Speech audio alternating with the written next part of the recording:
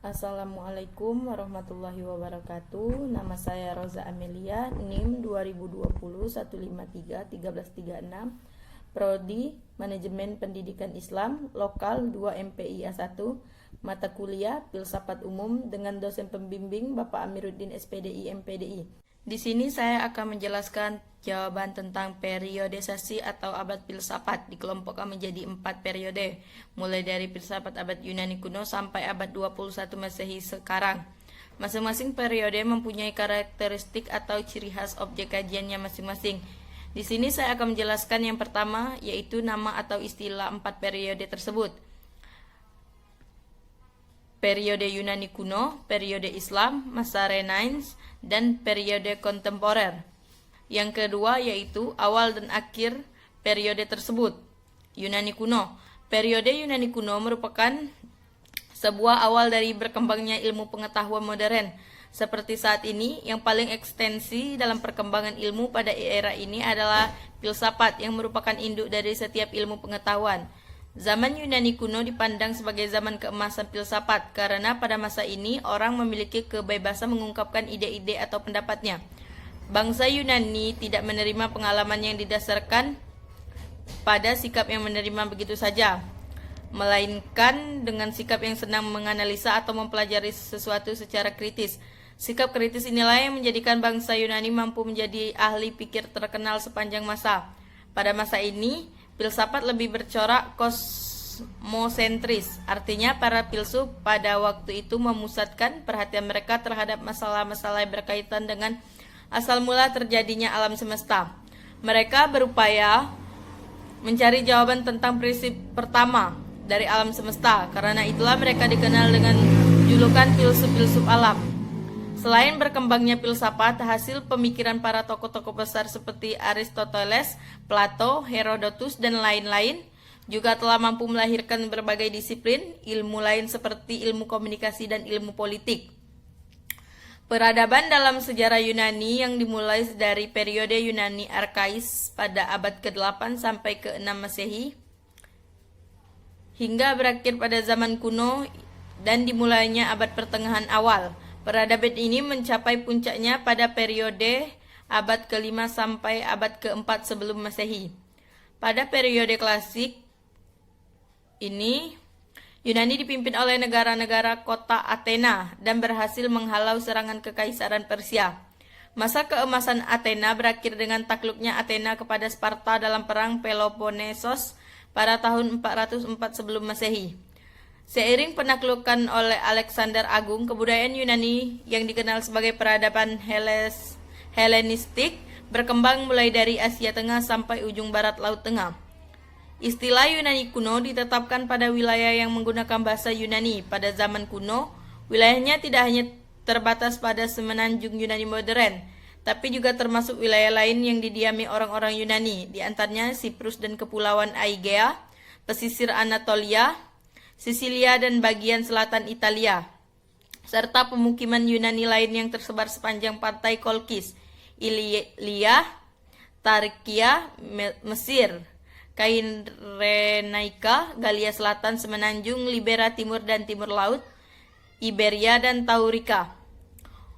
Oleh sebagian besar sejarawan, peradaban ini dianggap merupakan peletak dari bagi peradaban Barat. Budaya Yunani memberi pengaruh kuat bagi Kekaisaran Romawi yang selanjutnya meneruskan persisnya ke bagian lain Eropa. Peradaban Yunani kuno juga sangat mempengaruhi pada bahasa, politik, sistem pendidikan, filsafat, ilmu, dan seni, mendorong Renaissance di Eropa Barat dan bangkit kembali pada masa kebangkitan neoklasik pada abad ke-18 dan ke-19 di Eropa dan Amerika, yaitu awal dan akhir periode Islam. Beberapa ahli memiliki teori sendiri tentang pembagian tahun dalam periode sejarah peradaban Islam. Pada masa inilah daerah Islam meluas dari Afrika Utara sampai ke Spanyol di belahan barat atau melalui Persia hingga ke India di belahan timur. Daerah-daerah itu tunduk kepada kekuasaan Islam. Sejumlah ulama besar bermunculan di fase ini seperti Imam Malik, Imam Abu Hanifah, Imam Syafi'i dan Imam Ibnu Hambali dalam bidang fikih. Imam Al-Asy'ari, Imam Al-Maturidi, Wasil Ibnu Atta, Abu Huzail, Al-Nazam, dan Al-Jubai dalam bidang teologi, Zunun Al-Misri, Abu Yazid Al-Bustami, dan Al-Halaj dalam bidang tasawuf, Al-Kindi, Al-Farabi, Ibnu Sina, dan Ibnu Miskawai dalam bidang falsafat, Ibnu Hayam Al-Kawirizmi, Al-Mas'udi, dan Al-Razi dalam bidang ilmu pengetahuan dan lain-lainnya. Ilmu pengetahuan baik dalam bidang agama, umum, dan kebudayaan juga ikut berkembang. Namun pada fase disintegrasi keutuhan umat Islam dalam bidang politik mulai pecah. Kekuasaan Khalifah menurun dan akhirnya Baghdad dapat dirampas dan dihancurkan oleh Hulagu Khan di tahun 1258 Masehi. Khalifah sebagai lambang kesatuan politik umat Islam hilang. Periode pertengahan sejarah peradaban Islam dengan dua fase, yaitu fase kemunduran dan fase tiga kerajaan besar. Pertama, fase kemunduran 1250 sampai 1500 Masehi. Di masa ini, desentralisasi dan disintegrasi bertambah meningkat. Perbedaan antara Sunni dan Syiah dan juga antara Arab dan Persia bertambah nyata kelihatan. Dunia Islam terbagi dua. Bagian Arab yang berpusat di Mesir terdiri dari Arabia, Irak, Suriah, Palestina, Mesir, dan Afrika Utara. Bagian Persia yang terpusat dari Iran terdiri dari Balkan, Asia Kecil, Persia, dan Asia Tengah.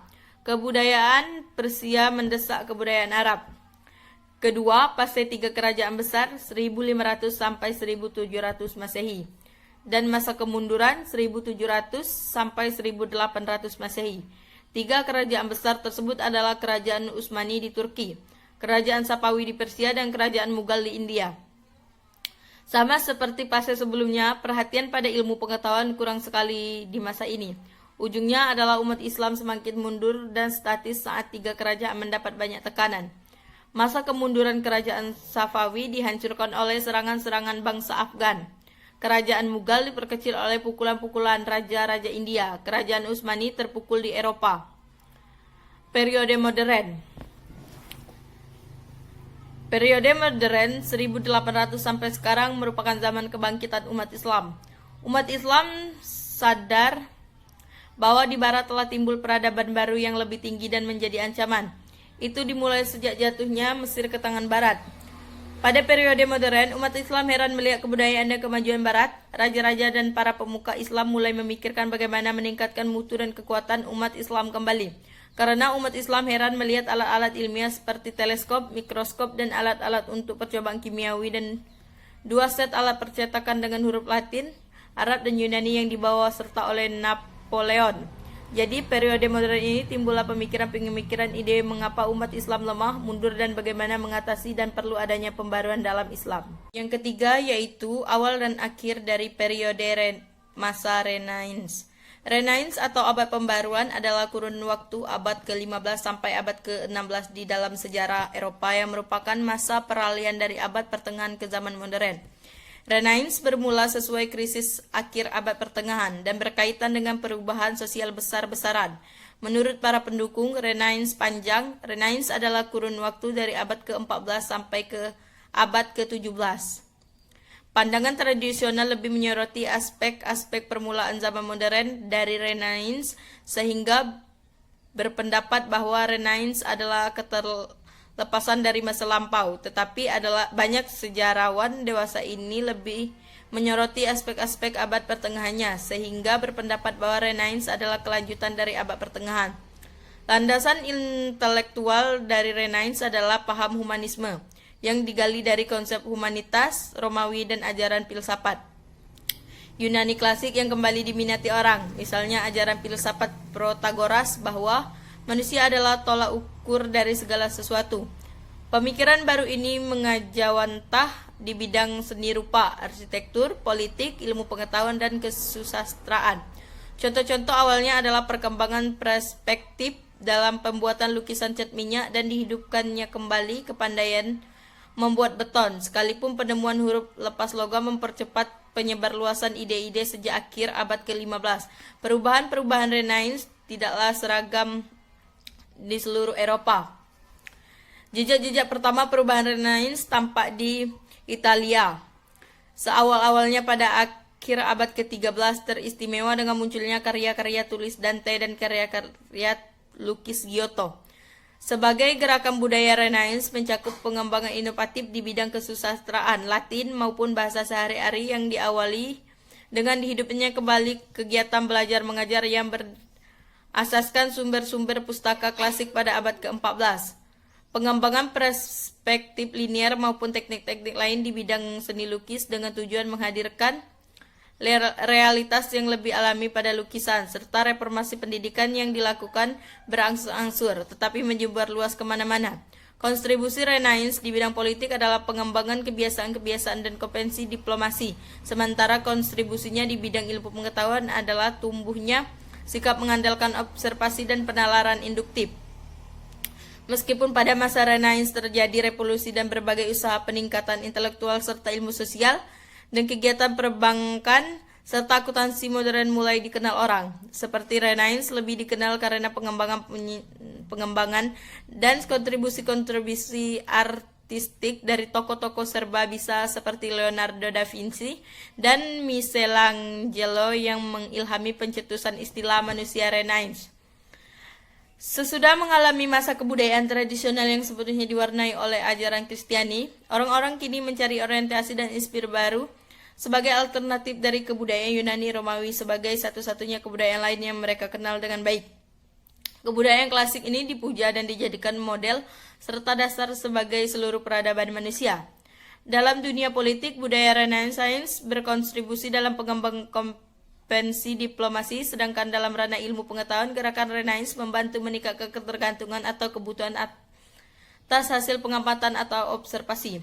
Sejarawan sering berargumen bahwa transformasi intelektual ini adalah jembatan antara abad pertengahan dan sejarah modern. Meskipun Renaissance yang dipenuhi revolusi terjadi di banyak kegiatan intelektual, serta yang keempat adalah awal dan akhir periode kontemporer. Filsafat kontemporer adalah periode dalam sejarah filsafat barat yang dimulai pada akhir abad ke-19. Ditandai dengan suatu proses profesionalisasi disiplin keilmuan filsafat dan munculnya filsafat analitik dan filsafat kontinental beserta perdebatan di antara kedua kubu filsafat ini. Istilah filsafat kontemporer adalah bagian dari terminologi teknis dalam filsafat yang mengacu pada periode tertentu dalam sejarah filsafat barat. Namun demikian, ungkapan ini sering diacukan dengan filsafat modern atau yang mengacu pada periode sebelumnya dalam filsafat barat, filsafat pasca modern, atau yang mengacu pada kritik-kritik filsuf kontinental terhadap filsafat modern, dan penggunaan frase non-teknis yang mengacu pada kerja-kerja risalah filsafat terkini. Ciri khas atau pusat objek kajian filsafat dari 4 periode tersebut. 1. Metode berpikir logis atau rasional dan sistematis. Dan 2. Cara penyelidikan terhadap suatu peristiwa dan gejala-gejala alam sampai pada masalah yang sekecil-kecilnya. Filsafat ini memberikan hasil nyata dalam lapangan ilmu alam dan ilmu sosial. 3 orang filosof yang hidup dan populer pada masing-masing periode tersebut, serta pemikiran mereka masing-masing. Yang pertama, Thales 624 sampai 546 sebelum Masehi. Thales disebut bapak filsafat karena merupakan orang yang mula-mula berfilsafat. Di sini gelarnya didapat karena pertanyaannya, apa sebenarnya bahan alam semesta ini? Kemudian Thales menjawab, air. Alasannya karena pentingnya air bagi kehidupan. Ia juga mengatakan bahwa bumi ini mengapung di atas air. Yang kedua, Anaximander antara 610 sampai 510 sebelum Masehi. Disebut murid Thales berpendapat bahwa unsur yang asal itu adalah udara, dengan alasan bahwa udara merupakan sumber kehidupan. 3. Protagoras berpendapat bahwa manusia adalah ukuran kebenaran. Kebenarannya bersifat privat. Akibatnya tidak ada ukuran yang mutlak dalam etika, agama maupun metafisik. Yang keempat, Socrates. Dia dibenci karena disebut perusak moral dan menolak Tuhan serta agama yang ada pada saat itu. Berpendapat bahwa kebenaran objektif yang tidak bergantung kepada satu atau kita. Ia menggunakan metode dialektika. Salah satu periode filsafat adalah abad pertengahan. Pada periode ini, filsafat di belahan dunia barat mengalami kemunduran dibandingkan dengan periode sebelumnya, sehingga abad ini juga dikenal dengan istilah abad kegelapan. Namun di belahan dunia Islam, filsafat mengalami kemajuan yang sangat pesat, sehingga pada periode ini bermunculan para filosof Islam atau filosof Muslim. Jelaskan yang pertama, mengapa abad pertengahan disebut juga dengan abad kegelapan dan apa yang terjadi dengan filsafat pada saat itu. Filsafat abad pertengahan adalah filsafat di era yang dikenal dengan sebagai abad pertengahan. Periode sejarah yang membentang dari jatuhnya kekaisaran Romawi Barat pada abad ke-5 Masehi hingga periode Renaissance pada abad ke-16. Filsafat abad pertengahan dipahami sebagai sebuah proyek penyelidikan filosofis yang independen yang dimulai di Baghdad di tengah-tengah abad ke-8 dan di Prancis dalam masa pemerintahan Charlemagne pada kuartal terakhir pada abad ke-8.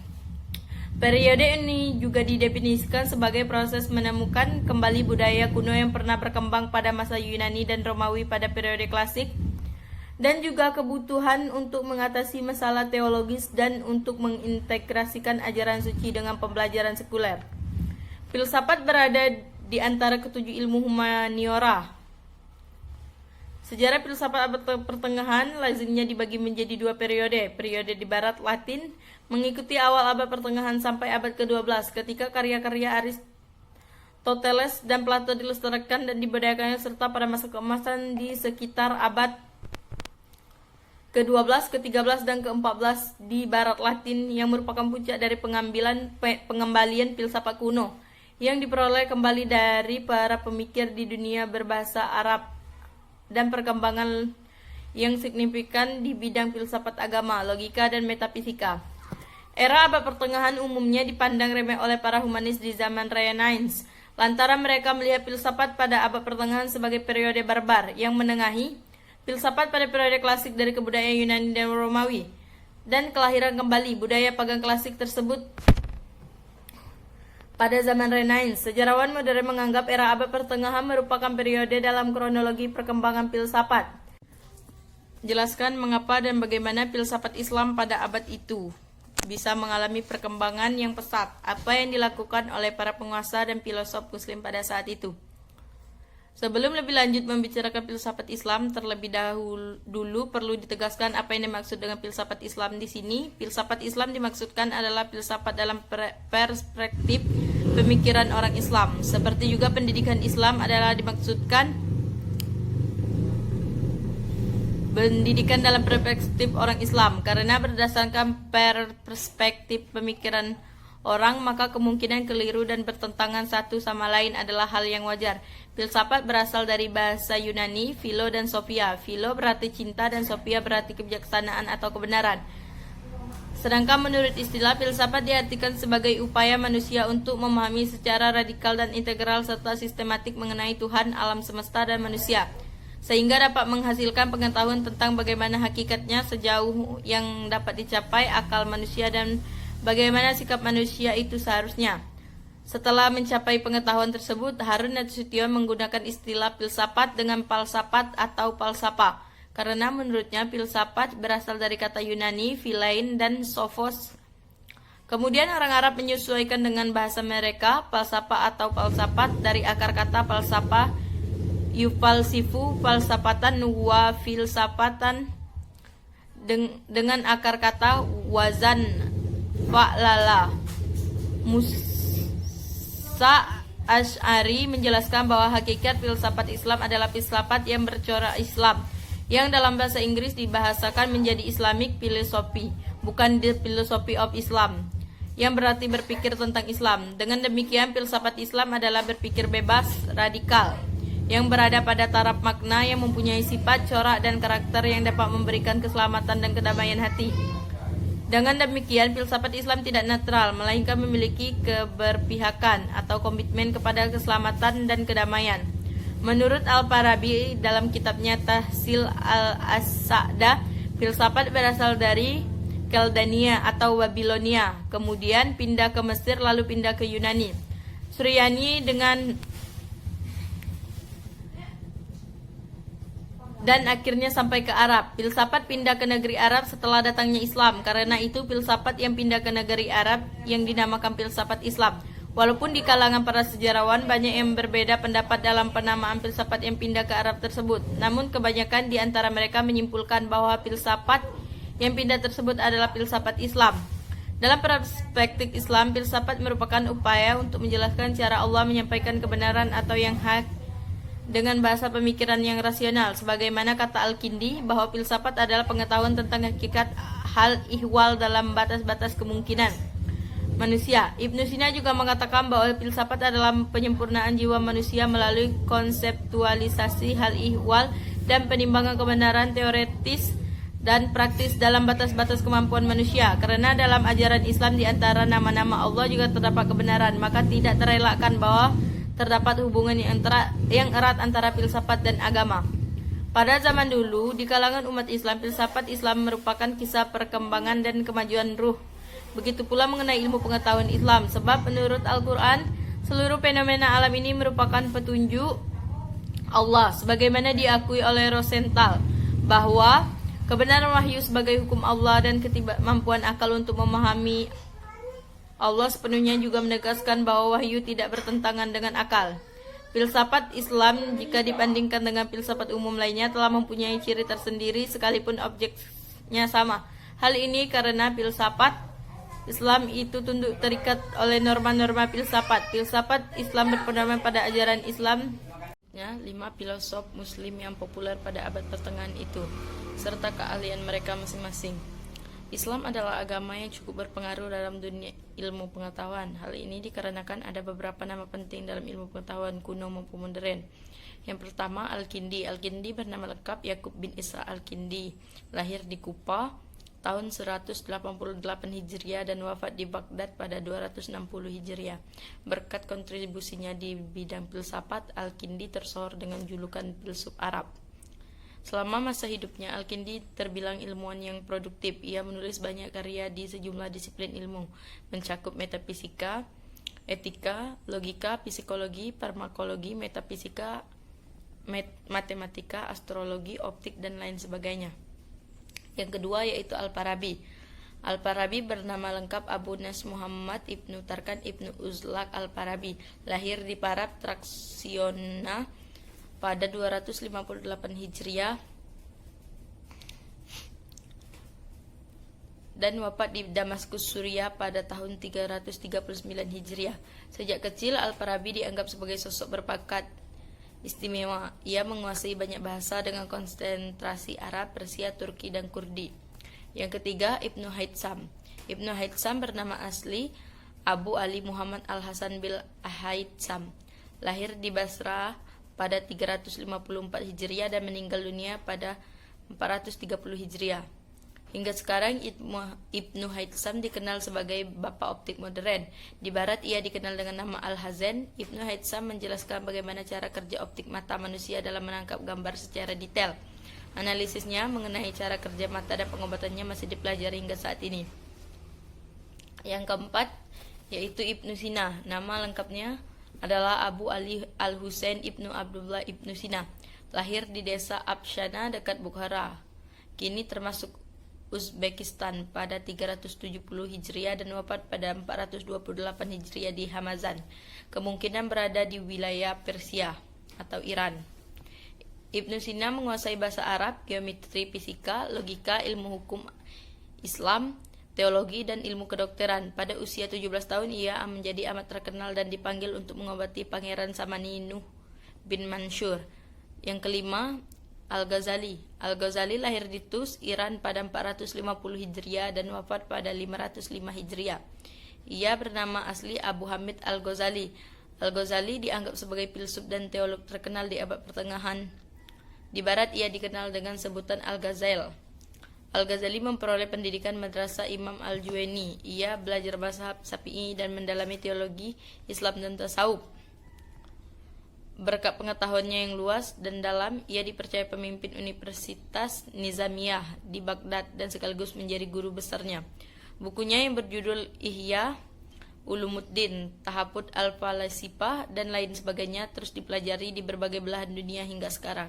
3. Jelaskan secara rasional pandangan Anda pendapat Islam tentang filsafat.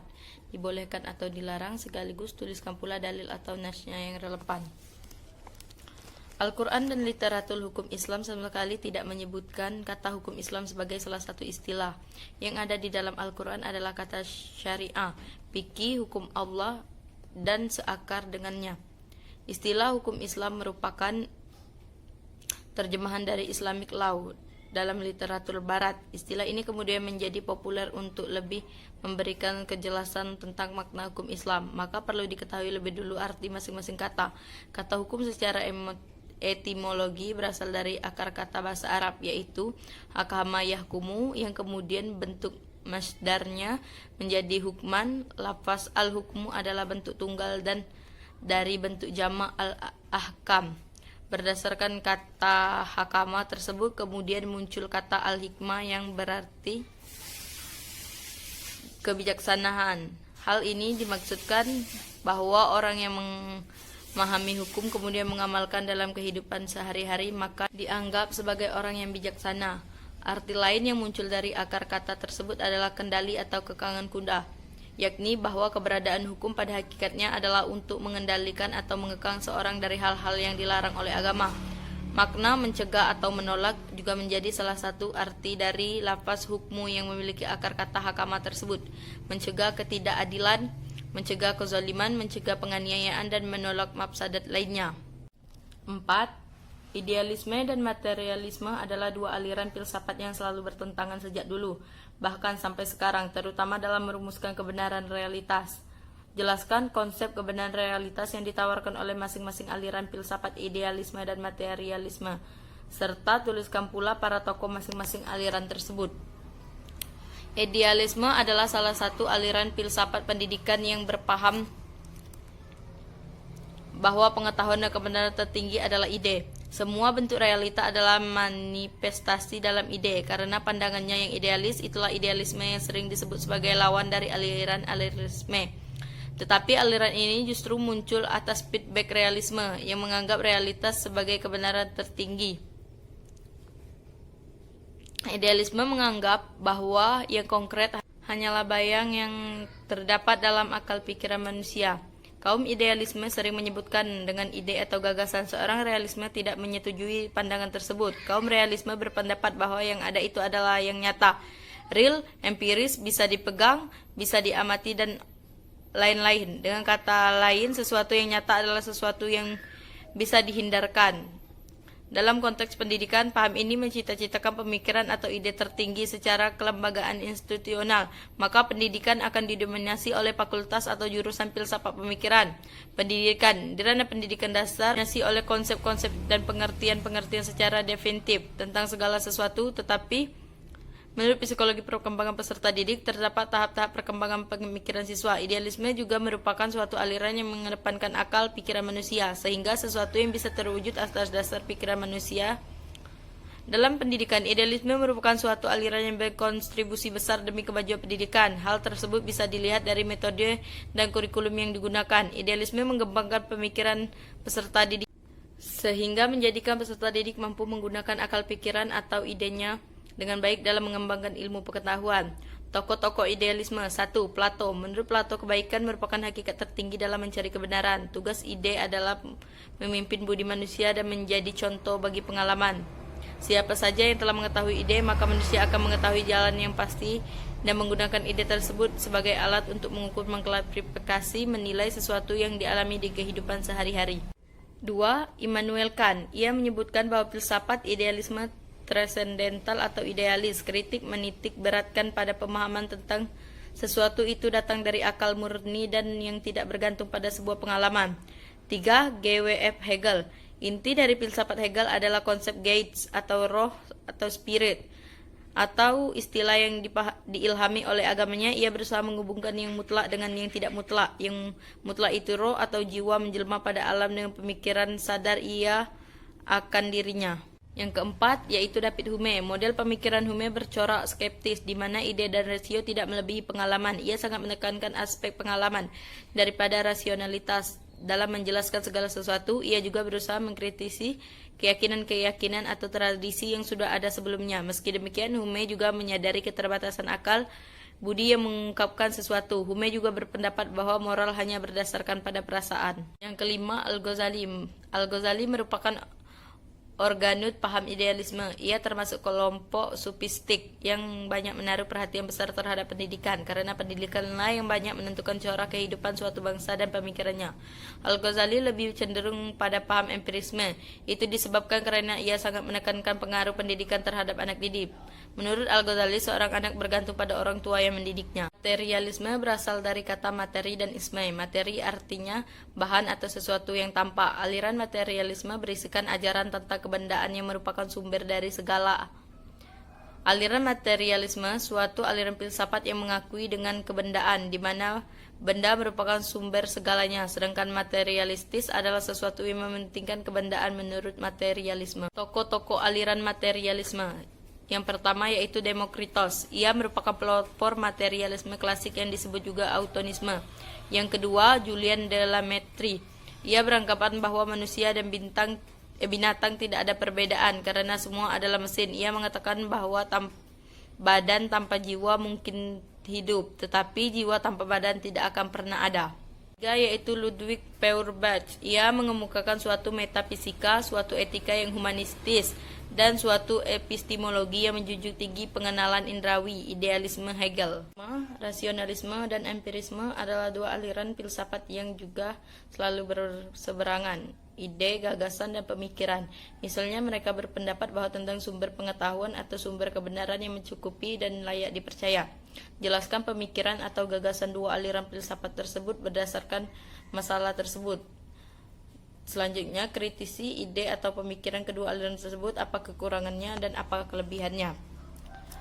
Rasionalisme adalah doktrin filsafat yang menyatakan bahwa kebenaran haruslah ditentukan atau didapatkan melalui pembuktian, logika, analisis yang berdasarkan fakta, bukan berasal dari pengalaman atau indrawi. Rasionalisme menentang paham empirisme karena kaum rasionalis berpendapat bahwa kebenaran yang secara langsung dapat dipahami. Dengan kata lain, orang-orang menganut paham rasionalis ini menegaskan bahwa beberapa prinsip rasional yang ada dalam logika, matematika, etika, dan metafisika pada dasarnya benar.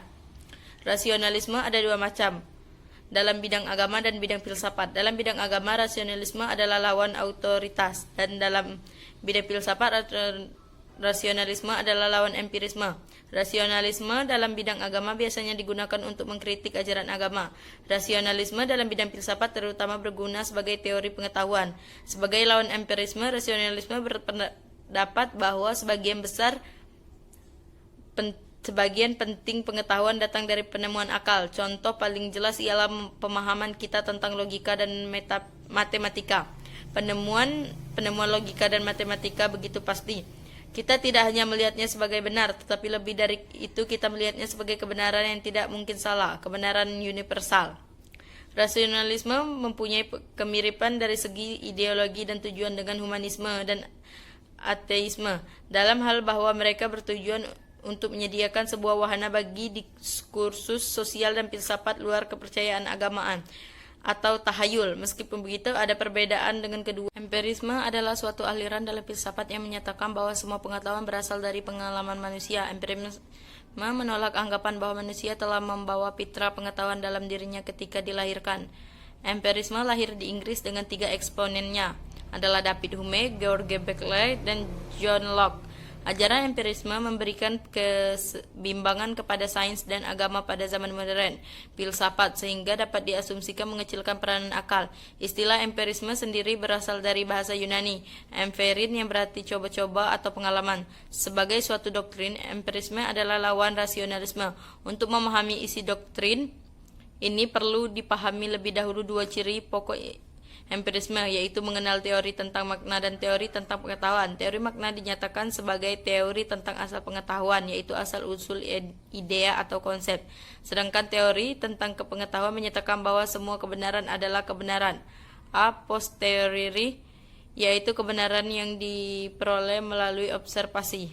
Kelebihan dan kekurangan rasionalisme. Kelebihan mampu menyusun sistem kefilsafatan yang berasal dari manusia.